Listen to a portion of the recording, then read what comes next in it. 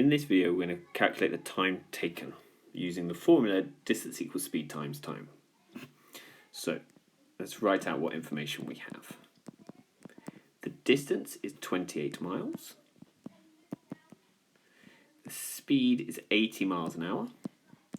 And I've been asked to work out the time. Put in our formula, distance is equal to speed multiplied by time.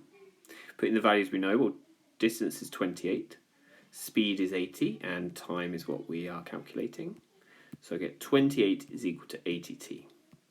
Now let's divide by the 80 to get to t on its own.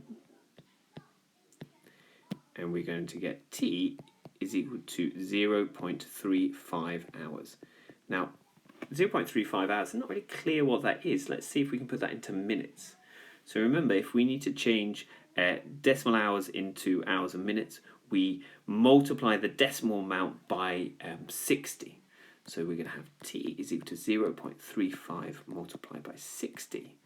And that gives us 21. So 21 minutes.